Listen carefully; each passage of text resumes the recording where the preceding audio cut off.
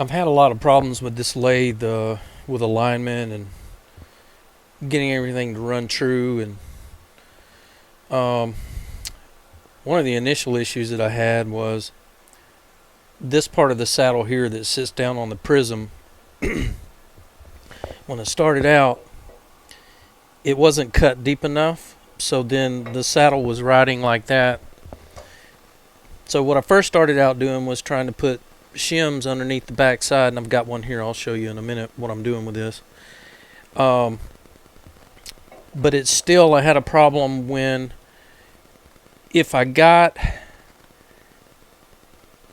this down here tight enough to hold it down onto the prism, it would bind up.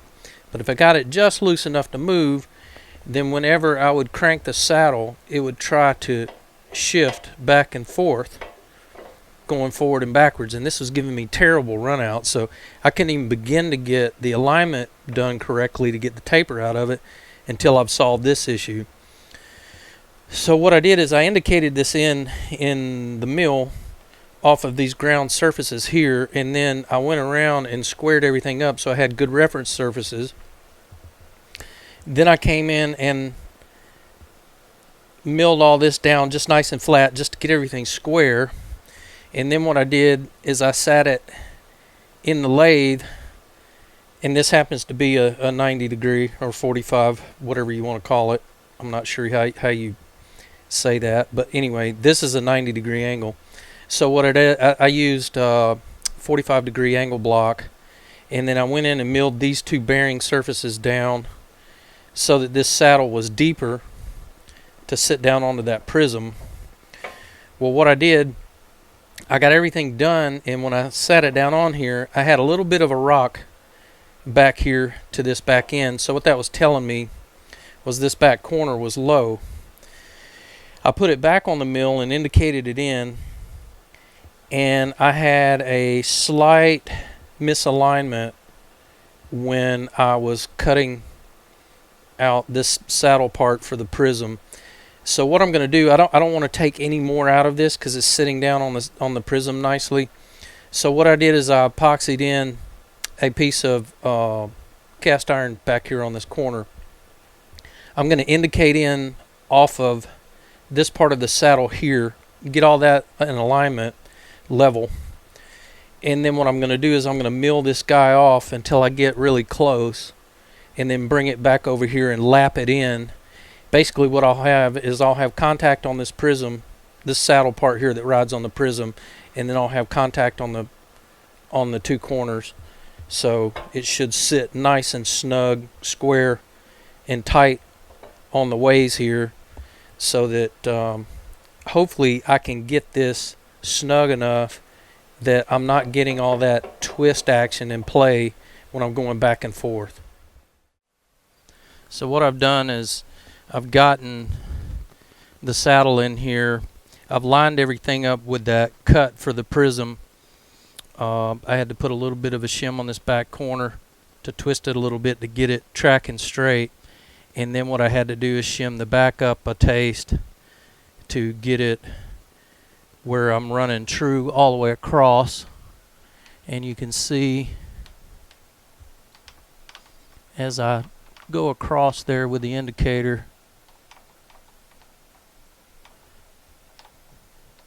she looks really good across there. Oh, about a thousandth out. But what I'll do is I'm going to come up short and lap down to it anyway. So we're going to go with that. And what I'll do is I'll mill that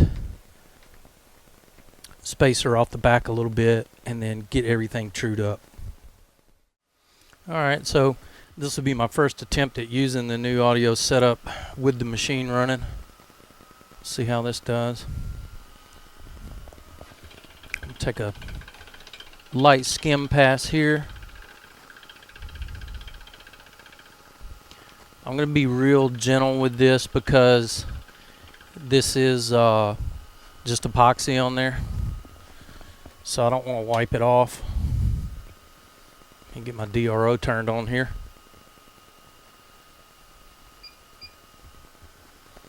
I'll try like just a real light 5/1000 cut. I'm going to wind up taking most of this off. It wasn't that bad.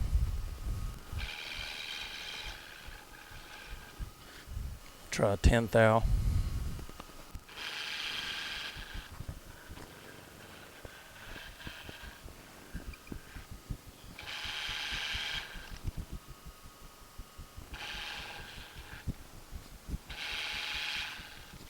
And what I did is I got the bit right up to the edge over there and zeroed my DRO so I can come back every time and not be cutting into that. And this is going to take a while, so I'll speed this here up and we'll get on through this, hopefully without wiping the thing off of there.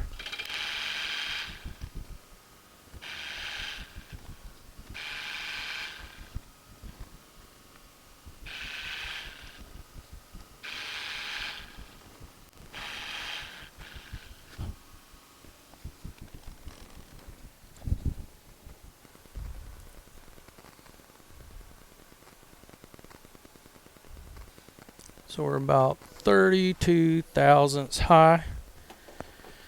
So this is 32 thousandths above that. I'm going to go ahead and zero out my Z. I'm going to bring it to within 10 thousandths. So I'm just going to take off another 20. Bring in 10 thousandths.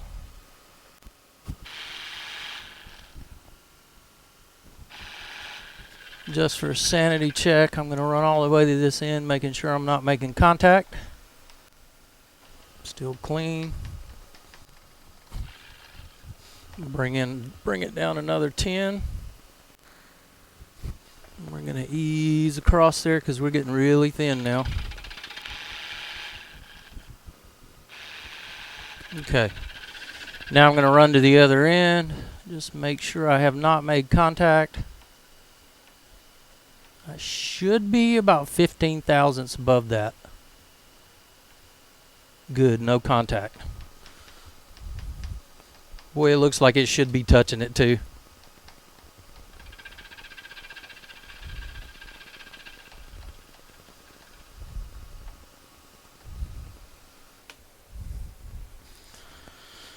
I'm going to go see if I can measure it down here with a gauge.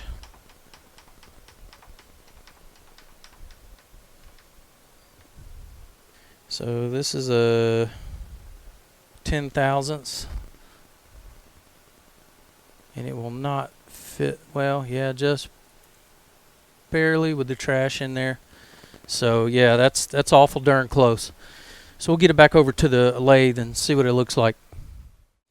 All right, so what I got going on here is I've just got a piece of coarse sandpaper on here right now, and what I'm going to do is start lapping this in just to get it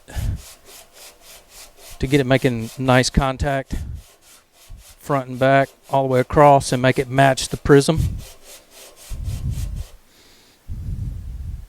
So if you look there, I actually took a little too much off, so I'm going to bite into that just a taste, and I want to get all of this where it rides really good on the ways. And so you can see right there, you may not be able to see it, I've got just a little bit of rock, but I don't think it's going to take much, so I'm going to stop with that coarse, and I'm going to get some fine on there. Finer, it's 500 grit is what I'm using. That is a nice thing about using the cast iron. It matches what was originally here, and it's a whole lot easier to lap in. See, see that little rock there? That's telling me this corner is still a little high. Maybe I do need to get the coarse back in there real quick, get that corner down up there. Put a little more weight on that front corner. Start getting it taken down.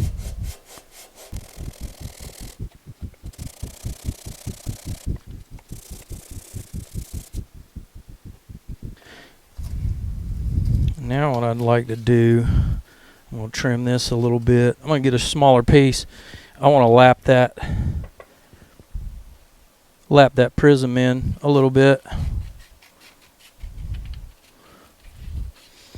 I'm going to put the sandpaper on the prism and let the saddle lap into the prism. I'm not going to go crazy here. Just want to get it smoothed out. Then what I'm going to do is deburr the edges. That way I'm not dragging on the ways, scratching those up.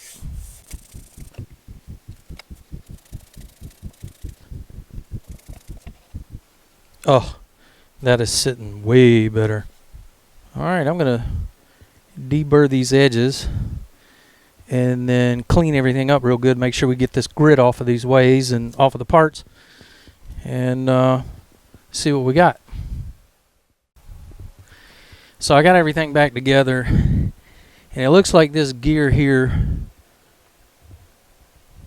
is hitting inside of here. So what I'm going to do is take it back over to the mill, and I'm going to clean all this up inside here, because I took a couple of thousandths off of this when I was squaring everything up, and I guess they had a really tight tolerance in here.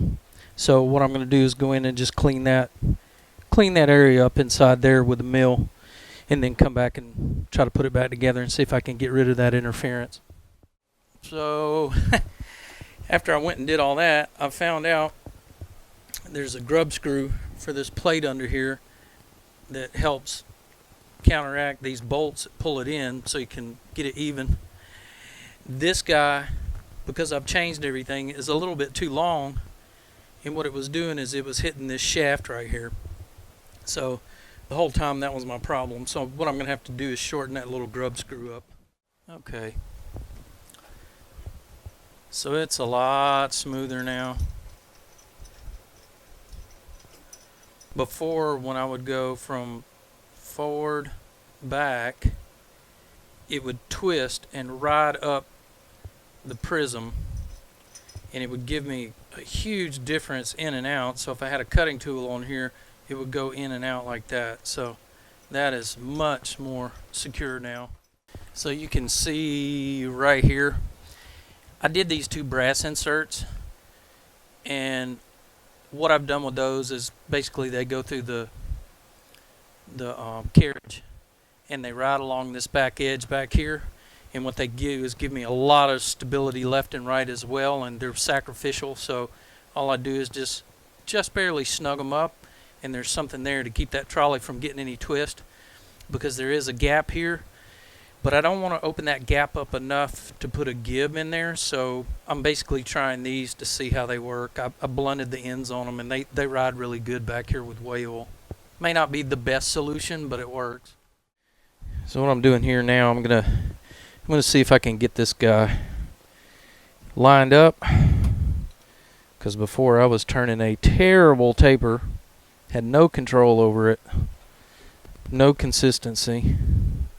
Got a nice sharp tool in here, do really light passes.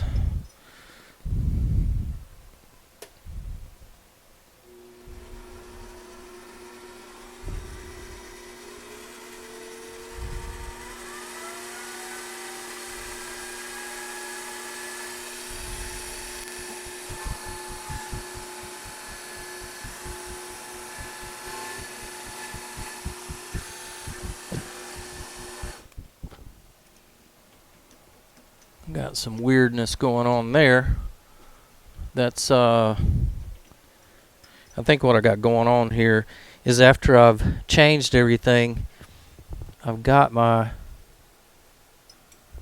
I'm not sure if it's the drive engagement or actually the lead screw. Let's see if we can pop the lead screw loose and see if that is what is giving me the interference. I'm thinking I may have to shim this lead screw a little bit to get the alignment right all the way down. No, it's not rubbing on the lead screw.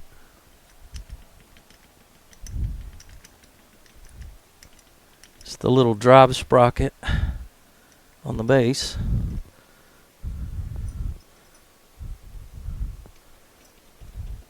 Okay, let me dig into that and see what I can figure out.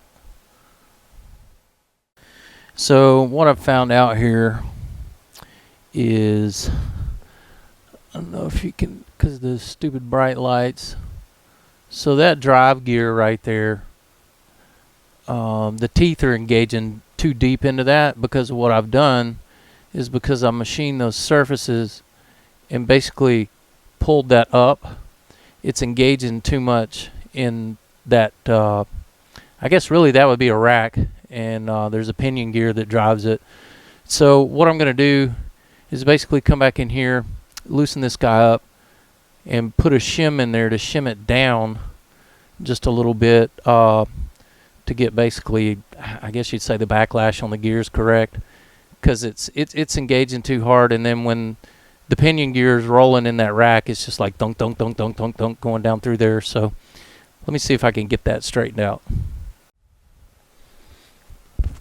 So I figured out what it is. It wasn't the whole thing needed to be dropped. It was the angle of that pinion gear was out of whack a little bit. So finally, after playing with the shims a bit, I've got 30,000 shims back here on this back side, which gives me turns the angle just so slightly, and now it runs very smooth. So I'll tell you what, these these little lathes are not fun to get straightened up and lined up.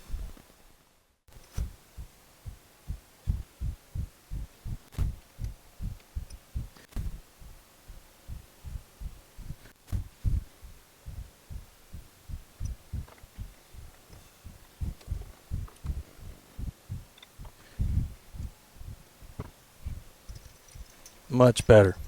All right, let's see if we can get back to where we're at and start taking some nice light cuts to see what kind of taper we're turning.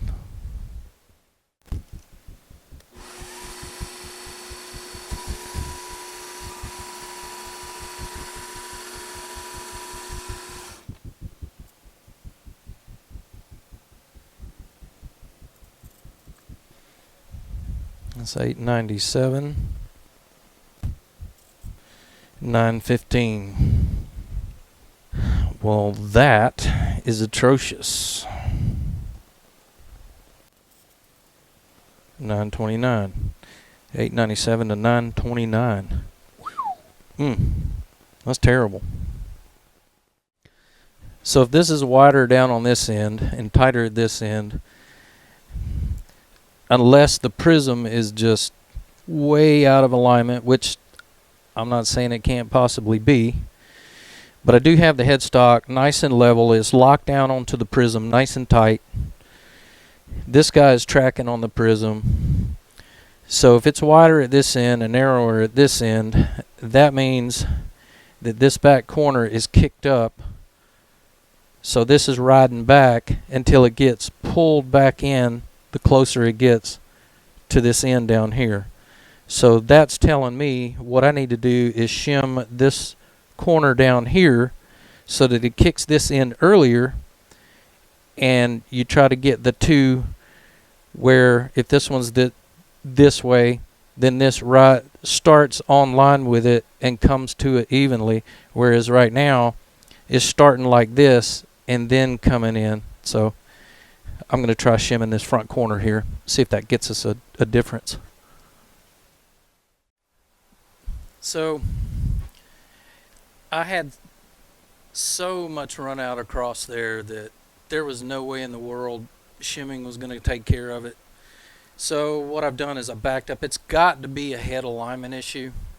I put one of those inexpensive ground bars in there just for the alignment tool, and of course it's not perfectly straight, but what I've done is with my dial indicator, what I did is I got in the middle of the run out from the high to the low and then run back and forth. I'm still getting 40 thousandths of run out. Where I was cutting before was 30, but now this is 40 because it's longer, obviously. Terrible run out. The headstock is down on the prism nice and tight. It's lined up with it. What I'm going to try to do is loosen those bolts and bump it a little bit. The only thing I'm afraid of is when I loosen those up and bump the bolts to get the alignment better, I'm afraid it may kick the nose up, and then it's going to cause me an alignment issue vertically down the ways. So I'm going to see what I can do with that, and then I may have to play with some shimming to get that lined up as well. So this thing this thing has been a nightmare chasing all these issues around, so I'm going to try to get into that and see what I can figure out.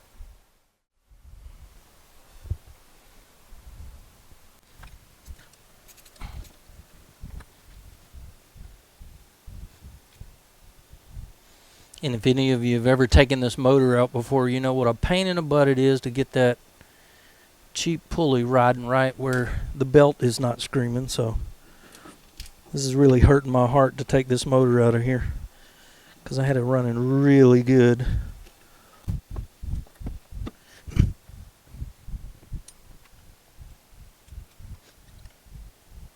This little protective tray that keeps the wiring out of the lead screw, that little guy broke on me a long time ago. What with taking it apart 7,000 times. If you have one of these little lathes, make sure you trim one of these guys down to be able to get in here nice, because there's not a lot of room and you don't want to have to take the whole machine apart. So I have several different sizes of these that I've trimmed down to get into things on this little guy. I got a little edge on that. I'm going to have to buff that off real quick.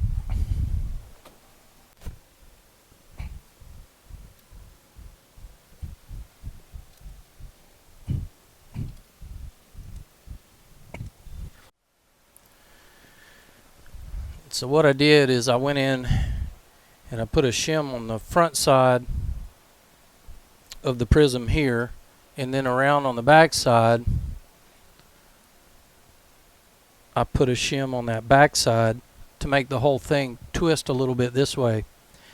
Now I'm sure what it's done is it's made the headstock lean that way a little bit, but if it's rotating on an axis, it doesn't matter. As long as it's straight with the ways, I can set up to that and get nice and straight. And what I've come up with here now, what is this?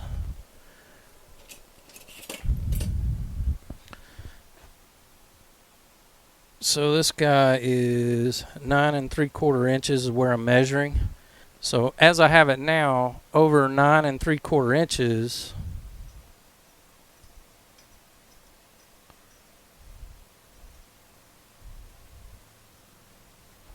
I have about 3/1000 run out. So what I'm going to do is get everything put back together,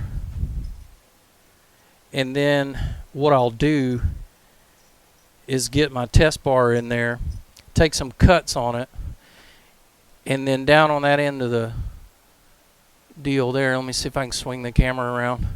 So over there, what I'll do is shim that foot up to introduce that little bit of twist just to get the carriage running correctly all the way across it. So I've gotten it down now. I've got it under 1,000th across there. I had to lop off the end of it. That was just too much stick out on there. But right now what I'm turning, I've got it down to about a 2.5 thousandths taper across there. And I just cannot get it any better than that. Not with my skill set or the equipment that I have. So I'm going to go with that for now. And what I did was, once I finished turning it with the machine, then I filed it a little bit with it spinning in there, and then I was able to get it to within under 1,000th from one end to the other. And this is going to be primarily the size of parts I'm working with, so I'm just going to have to deal with what I've got. What I wound up doing was shimming it up down here to get a little bit of twist in the bed to get the carriage to roll in a little bit. But this is way better than what I had it before, because it was 10 or 15 thousandths across there. It was terrible. So I'm going to work with that now for what I've got, and then we'll I'll see if I can maybe hear, see some comments, or maybe learn from some other people that, know a whole lot more than I do. Maybe they can help me get it dialed in. But at this point, this is the best I can do. And with the kind of work and hobby that I'm doing, I think it'll be acceptable for what I'm trying to do. So that's it for today in the shop. I know this wasn't a how-to video. That's I'm not good enough yet to do that. I'm just showing you what I'm doing in the shop, hacking around, and just trying to learn. This is kind of my journey in the shop.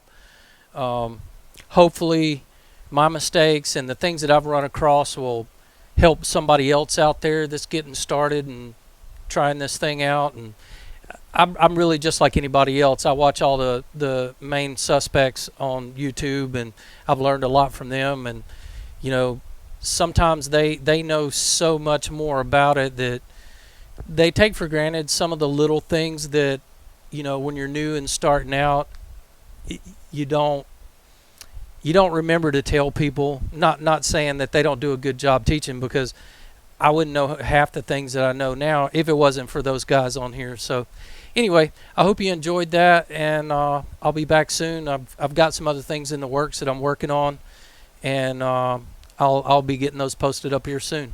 So thanks for watching.